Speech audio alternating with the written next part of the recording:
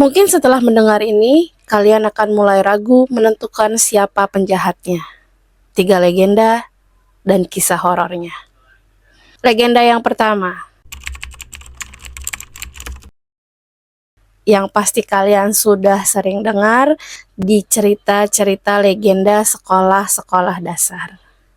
Cerita tentang Cinta, Rama, dan Sinta. Kalian tahu kan kalau Sinta diculik sama Rahwana karena Rahwana suka sama Sinta.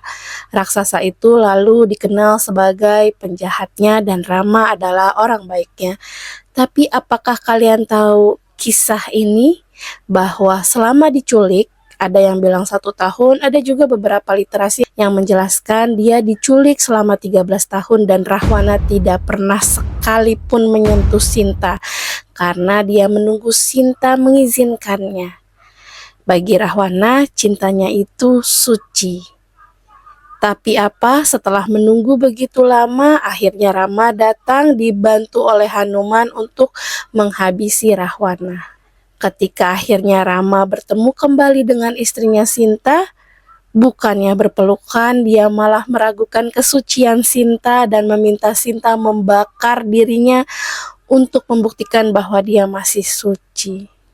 Jadi di sini yang jahat siapa? Rahwana yang menunggu dengan sabar tanpa menyentuh Sinta atau seorang suami yang bernama Rama tidak percaya kesucian istrinya dan setelah dikurung bertahun-tahun harus rela membakar dirinya? Masih Rahwana yang jahat? Legenda kedua,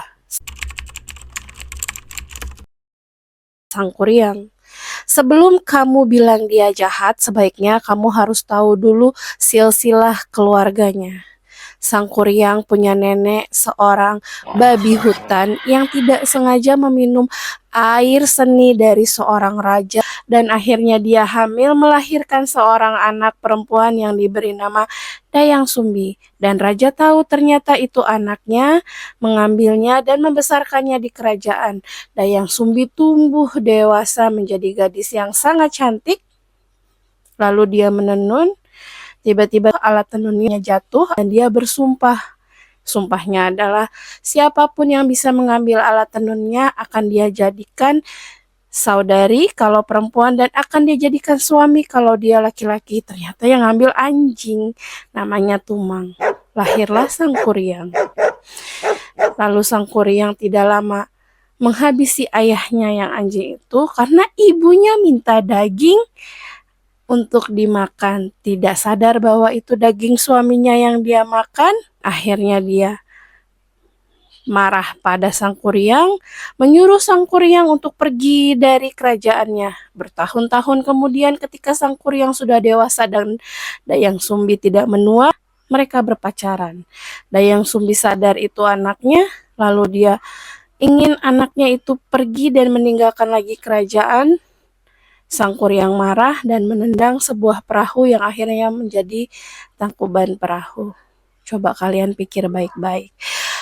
Apakah benar Sang Kuryang yang jahat atau nenek moyangnya yang sudah salah sejak awal? Neneknya babi hutan, ayahnya anjing. Lalu apa yang kalian harapkan dari seorang keturunan dua binatang tersebut, ditambah ibunya sudah nenek-nenek masih mau berpacaran dengan seorang yang anak muda? Tidak heran dia marah dan akhirnya kalap, membuat kita bisa menikmati Tangkuban Perahu. Jadi masih Sang Kuryang penjahatnya? Atau kalian mulai ragu? Legenda terakhir yang mungkin akan membuat kalian mulai terbuka matanya. Timun Mas. Ada seorang wanita paruh baya. Dia menginginkan seorang anak, tapi tidak bisa karena dia hidup sebatang kara. Hingga suatu saat ketika dia mengambil kayu di hutan, dia bertemu raksasa. Dia bukannya takut, malah meminta pertolongan. Wahai raksasa, bisakah kau mengabulkan permintaanku? Aku ingin seorang anak. Lalu dikasihlah benih timun untuk ditanam, tapi perjanjiannya jika waktunya sudah tiba, aku akan ambil anak itu. Si wanita Parubaya itu setuju untuk membesarkan benih yang diberikan menjadi anak, lalu diambil pada waktu yang sudah ditentukan. Dia setuju. Lalu ketika dia tanam, lahirlah timun mas. Tapi saat waktunya tiba, sang raksasa ingin mengambil anaknya. Apa yang dilakukan? Dia malah meminta anaknya untuk bersiasat. Dia berikan banyak bekal untuk menghadapi si raksasa dan akhirnya raksasa mati di tangan anak yang sudah diberikan oleh raksasa. Apakah benar raksasanya yang jahat padahal dia datang untuk meminta haknya? Katanya setelah anaknya besar, dia boleh mengambil kembali. Tapi malah apa? Melanggar perjanjian dan menyuruh anaknya untuk membunuh raksasa itu. Jadi, apakah raksasanya yang masih jahat? Padahal itu kan sudah sesuai perjanjian. Mengingat bahwa banyak orang saat ini tidak ragu untuk menyembah jin, untuk meminta apa yang dia inginkan, salah satunya anak.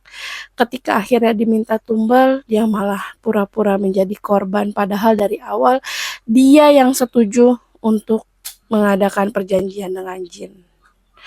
Jadi masih raksasanya yang jahat, bukan manusianya. Dari sini kita belajar sih, jangan menilai apapun dari satu sisi. Bisa jadi orang-orang yang kau pikir jahat adalah orang-orang yang mempertahankan haknya. Jangan terlalu dianggap serius, hanya anggap hiburan saja. Follow dulu sebelum lanjut.